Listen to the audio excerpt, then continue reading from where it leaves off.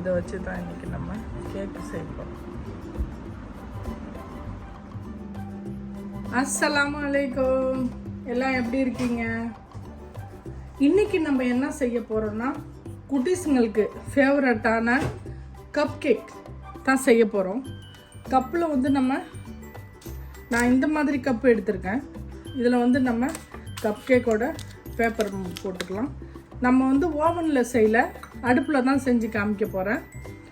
அதுக்கு நான் வந்து இந்த ட்ரை ஃப்ரூட்னால் என்ன அப்படின்னா, ஃப்ரூட்டுங்க இருக்குது பார்த்தீங்களா, அதை வந்து சுகரில் போட்டு பாடம் பண்ணி இந்த மாதிரி வச்சுருப்பாங்க. அதை தான் நான் சும்மா 2 பீஸு 1 பீஸு அப்படின்ட்டு எடுத்திருக்கேன். என்னென்ன ஃப்ரூட் எடுத்திருக்கேன்றதை நான் உங்களுக்கு சொல்கிறேன். ஸ்ட்ராபெரியில் ஒரு 10 பீஸ் எடுத்திருக்கேன்.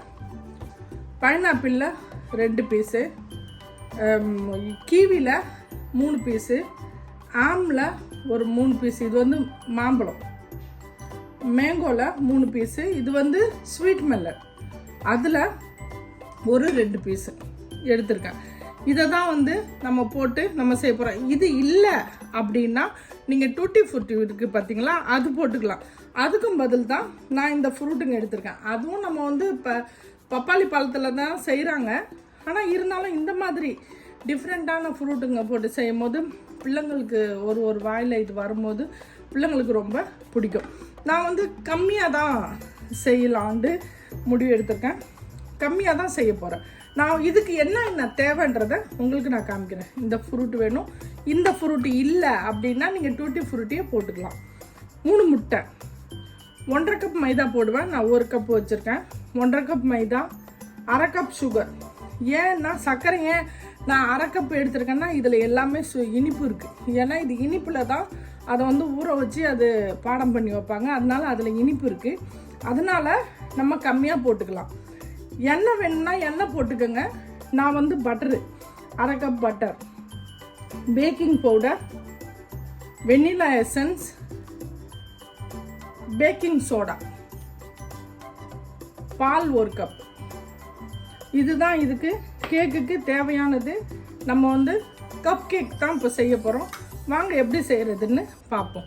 ஃபஸ்ட்டு முட்டையை நம்ம மஞ்சள் கருவு தனியாக, வெள்ளைக்கருவு தனியாக நம்ம எடுத்துக்கலாம்.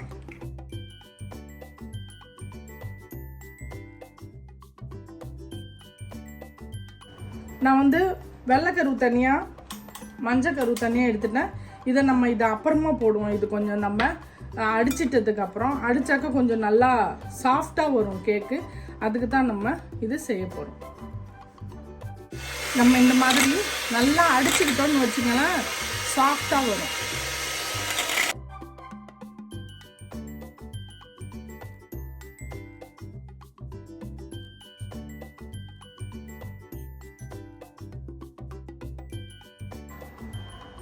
நம்ம இதில் எல்லோ கருவையும் மஞ்சள் முட்டை கருவையும் இதில் சேர்த்துக்கலாம்.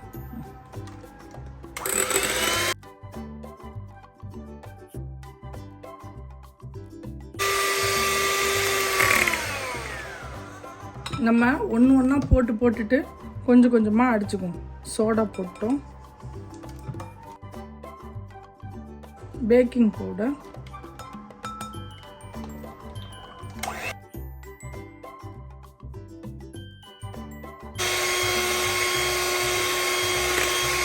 வெண்ணிலா எசன்ஸ்,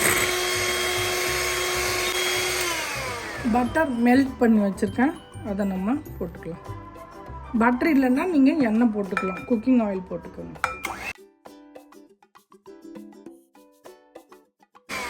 ஒரு கப் பால் எடுத்திருக்கேன், ஆனால் 1/2 கப் ஊற்றிக்குவோம். நம்ம அப்புறம் தேவைப்பட்டால் நம்ம மீதி எடுத்துக்கலாம்.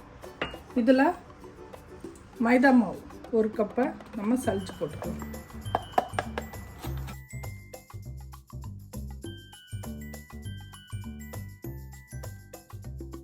நம்ம இதை நல்லா மிக்ஸ் பண்ணிக்குவோம். 1/2 கப்பு வச்சுருக்கோம் பார்த்தீங்களா, அதை நம்ம போட்டுக்கலாம். சலிச்சு தான் வச்சுருக்கேன்.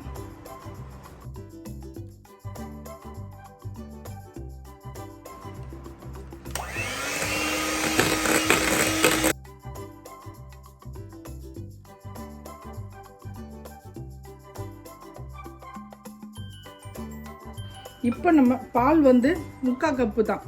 1 கப்பு எடுத்ததில் 3/4 கப்பு ஊற்றிருக்கேன், போதும். இது மாவு 1/2 கப் போடுவேன்னு சொன்னேன், இதுலேயும் கொஞ்சம் எடுத்துட்டேன். பாக்கி நம்ம இந்த ஃப்ரூட் எல்லாம் கொஞ்சம் கொஞ்சம் மேலே கார்னிஷ் பண்ண வச்சுட்டு மீதியை நம்ம இதில் போட்டுக்கலாம்.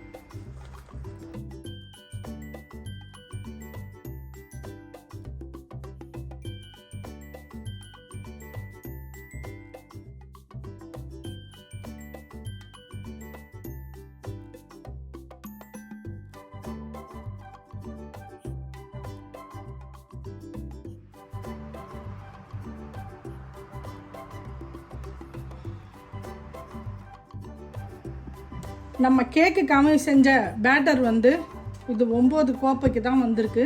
இந்த 9 கப்பையும் நம்ம இப்போ சட்டியில் வச்சிடலாம் வாங்க.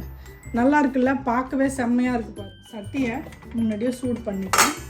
இதில் ஒன்றுமே வைக்க வேணாம், நம்ம அப்படியே கீழேயே வச்சிடலாம். இதே மாதிரி தான் நான் உங்களுக்கு முன்னாடி கூட ஒரு டைம் நான் செஞ்சு காமிச்சிருக்கேன்.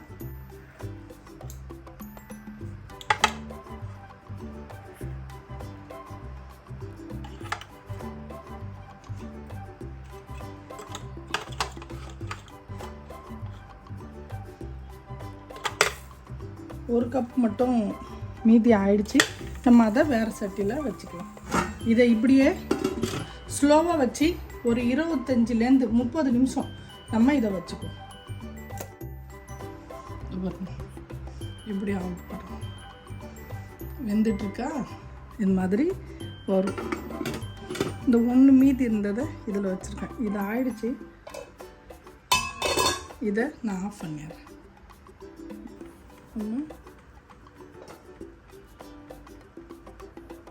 மாவு வரல,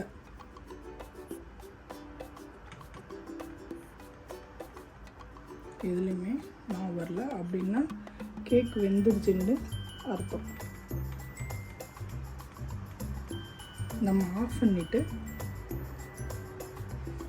ஒரு 10 நிமிஷம் சென்று திறந்துக்கலாம். நான் கேஸ் ஆஃப் பண்ணிட்டேன்.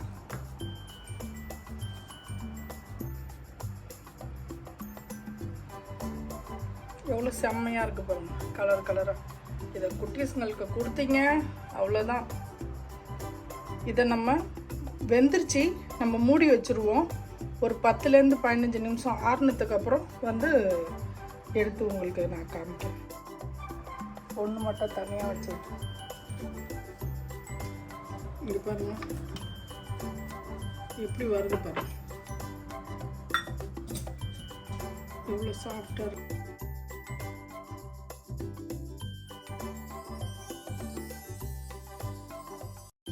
நம்ம குட்டீஸுங்களுக்கு தகுந்த மாதிரி செம்மையாக சூப்பராக எவ்வளோ சாஃப்டாக நமக்கு கேக் வந்திருக்கு பாருங்கள். பார்க்கவே ரொம்ப அழகாக இருக்குது, சாஃப்டாகவும் இருக்குது. இதே மாதிரி குக்கீஸ் ஒரு 1/2 ஹவரில் உங்கள் குட்டீஸுங்களுக்கோ இல்லை வீட்டுக்கு வர்ற கெஸ்ட்டுக்கோ செஞ்சு கொடுக்கணுன்னா 1/2 ஹவரில் செஞ்சு கொடுத்துடலாம். இது உங்களுக்கு இந்த வீடியோ பிடிச்சிருந்துச்சு அப்படின்னா நம்ம குயிக் குக்கிங் பை நிஷா சேனலுக்கு லைக் பண்ணுங்கள், ஷேர் பண்ணுங்கள், கமெண்ட் பண்ணுங்கள், மறக்காமல் பெல் பட்டன் கிளிக் பண்ணுங்கள். இன்ஷா அல்லாஹ் நான் இன்னொரு வீடியோட வந்து சந்திக்கிறேன். பாய். இங்கே பாருங்கள் எவ்வளோ சாஃப்டாக இருக்குதுன்னு நான் உங்களுக்கு எடுத்து காமிக்கிறேன்.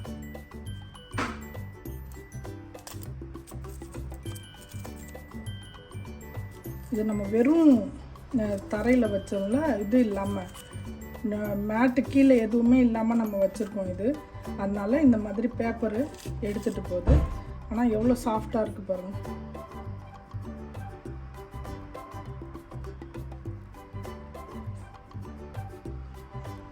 செம்மையாக இருக்குல்ல. குயிக் குக்கிங் பை நிஷா சேனலை பாருங்கள். இதே மாதிரி குட்டீஸுங்களுக்கு செஞ்சு கொடுங்க. லைக் பண்ணுங்கள், ஷேர் பண்ணுங்கள், கமெண்ட் பண்ணுங்கள், மறக்காமல் பெல் பட்டன் கிளிக் பண்ணுங்கள். இன்ஷா அல்லாஹ் நான் இன்னொரு வீடியோடு வந்து சந்திக்கிறேன். பாய்.